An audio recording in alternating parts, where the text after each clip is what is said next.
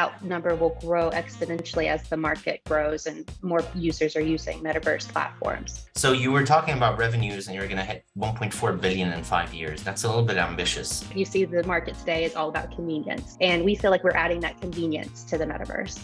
Hi everyone, and welcome to Pitch for Investment Online. This is Othership's monthly pitch event where we're going to put 5 of our founders in front of our wonderful panel of investors.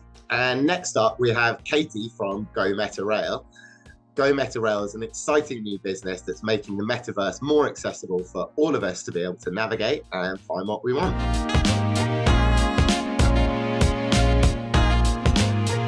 Hi, I'm Kaitlin Hackney. I am co-founder and COO of Go Meta Rail.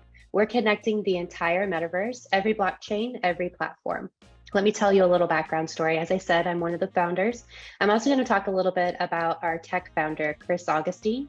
He started programming when he was 8 years old, and we both really have a passion for programming. We're always excited about emerging technologies like the metaverse, and Go Meta Rail is a labor of love for us because we envision connecting all the diverse, beautiful metaverses through a single port of departure using a universal token. So here's the problem.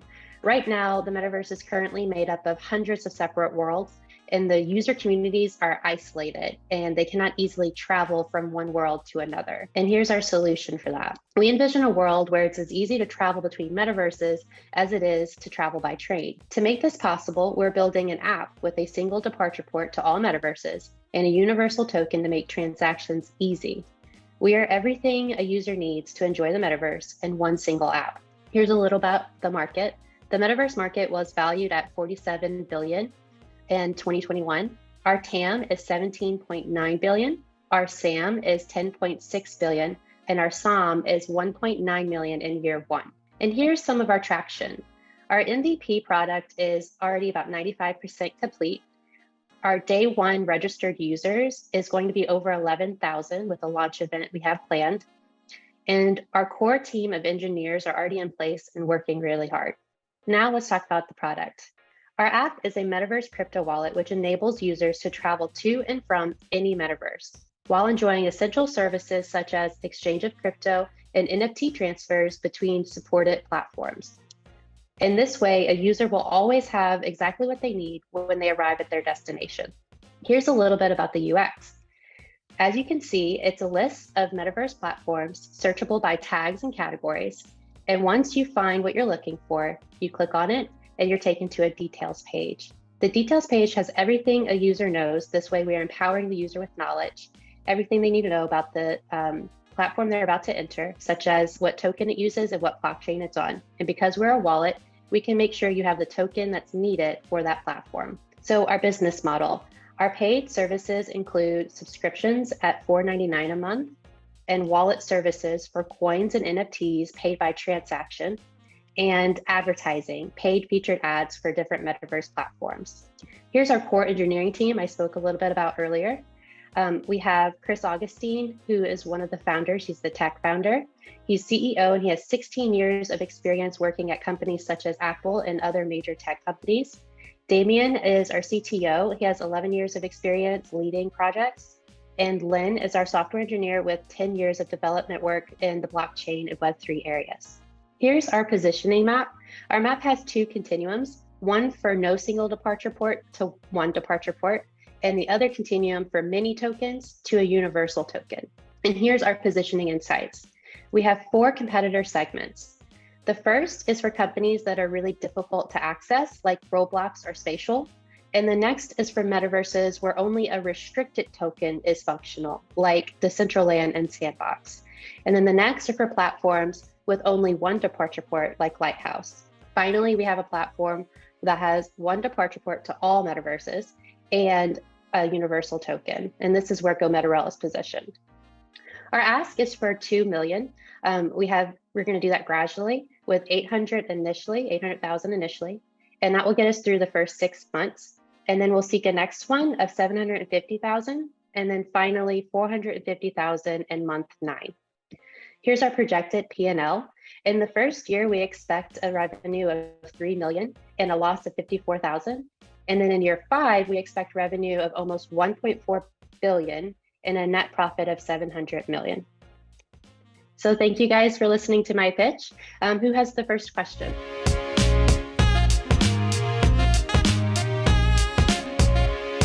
Thanks, Katie. I got a couple of questions. So how does this happen currently? Like if I want to jump from one metaverse to the other, and I need to convert my currency, and I need to leave one place and go to the next, how does it currently happen? Currently, there's several steps involved. So you would have to have a crypto wallet, and most people use a wallet such as MetaMask. You'd have to have a MetaMask wallet, set that up. You'd have to make sure you're on the right blockchain, which is also difficult. Make sure you have the right network for the particular metaverse that you're going to. And then once you're actually in the metaverse, you connect your wallet, make a transaction, but you also wouldn't be able to travel with MetaMask because MetaMask doesn't offer any sort of search engine capabilities. Does that answer your question? Yeah, so your platform is going to do all of that all in one place. Exactly, all in one location. All in one location. And you mentioned that you're going to have 11,000 downloads. Like you are assuming, like, can you tell us a little bit more about why you are confident that those people are going to download the platform and why there's so much interest in your platform? Yeah, absolutely. So we actually have a launched event planned with one of our partners. They're doing a Metaverse Fashion Summit, and it's being held over several different Metaverse platforms. So we're the perfect use case for using our app. So we have an agreement with them that they're going to have our app have a required download for all their attendees. And they already have over now 12,000 registered attendees to that event. So that's why we're confident with that. To answer your other part of your question about why this is what people want, humans are a creature of habit. We want to do what takes the least resistance. And we are also really like convenience, right? You see the market today is all about convenience. And we feel like we're adding that convenience to the metaverse. Okay. One last question. So you were talking about revenues and you're going to hit 1.4 billion in 5 years. That's a little bit ambitious. How do you see that happening? And if you can kind of split out? Yeah, I can definitely do that. So we're basing that off of our subscription model and how many users are currently using the metaverse. So right now, we're only in the initial adoption phase of the metaverse. So we have a limited amount of numbers now, and then we're seeing exponential growth in the market. So that's why we say right now we'll have, to launch, we'll have 37,500 subscriptions. And then that number will grow exponentially as the market grows and more users are using metaverse platforms. So that's why we say we get to that number. Okay, I'll stop here. Thanks, Katie. Yes, no worries. Thank you. I have a couple of questions as well. The first one is related to the, I think you called it like the universal token yeah. So how does it work? Is it the fact that you can use a token or a coin from one of the metaverses and then convert it to yours and then that one convert it to another one? Or yes, can you use yours in any metaverse? Yes, similar. So instead of making a coin that's compatible with every single metaverse, you'd have to, in that case, you'd have to partner with every single metaverse. As you know, that would be a really big task. So what we're doing is we're going to make it possible for our token to be compatible with all of those. So we'll be able to have GoMeta, the coin, our GoMeta coin will be able to be transferred to Sand token or whatever you need to make the transaction in whatever universe that you're in. And isn't that limited by the blockchain it's in? I mean, if the blockchain doesn't allow interoperability, how can you like transfer that token between chains and between metaverses? Yeah, so they have right now, they have technology for what we call wrapping a token. And we'd be able to wrap our token in Ethereum in order for it to be transferable with Ethereum-based blockchains. So there's technology out there that already exists that we'd be able to utilize in making that happen. What's the defensibility of that? I mean, it seems like pretty much anyone can do that. So why do you think you're better? Absolutely. So What we're doing is solving several different pain points. The universal token is only one aspect of that, solving several different pain points into one single app. So, and what makes us able to do that is our patent. We actually have IP that protects us to be the only ones to be able to create it in this way. Okay. And what's your ideal user? Like, who's the person who's going to pay for this? What are the characteristics? Yeah, so I see two different user bases that we're trying to target. Our first initial user base is obviously metaverse users that are already in the metaverse, already using these different platforms, which is already a massive audience to capture.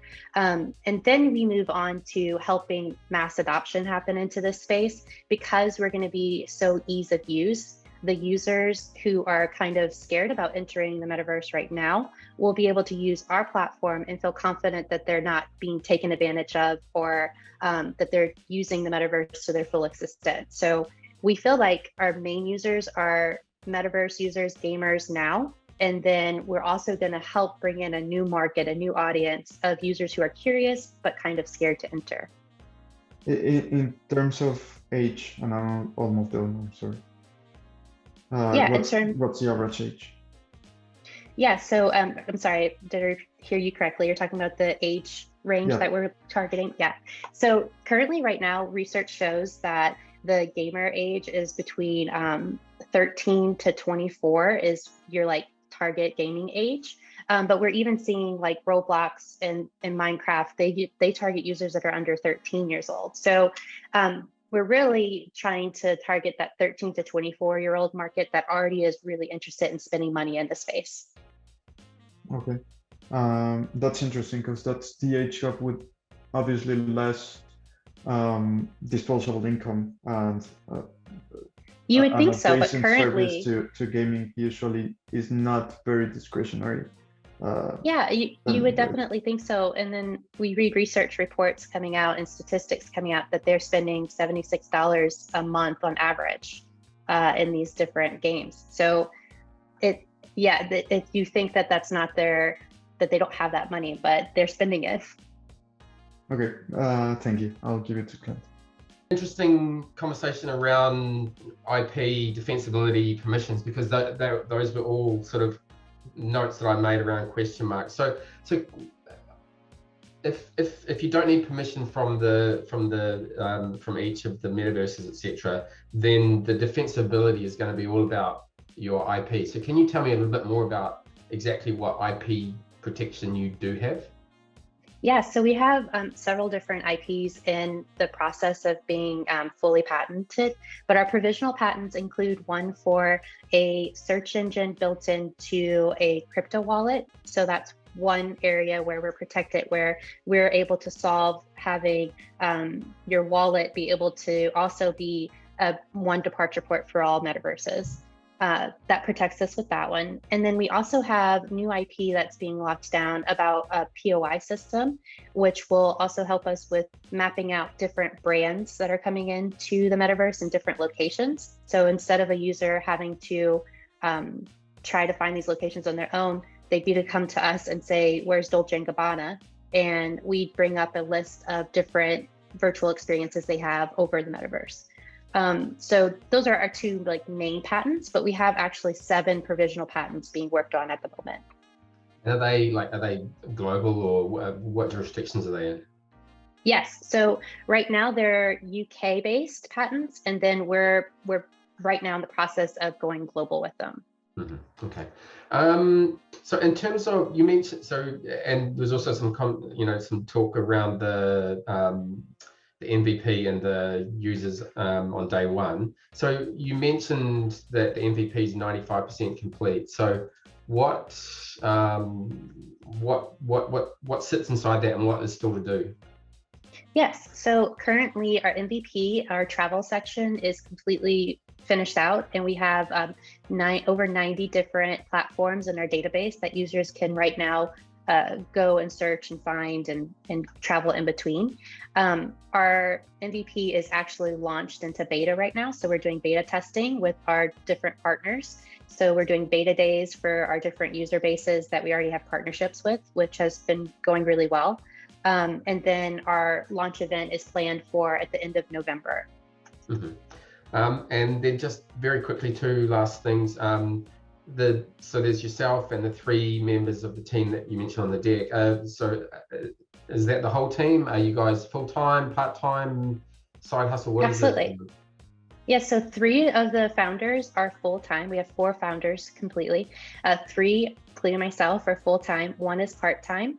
And then we've actually grown since January, our launch. We've grown from just our 4 co-founders to 17 people total at the company. So we're growing really rapidly.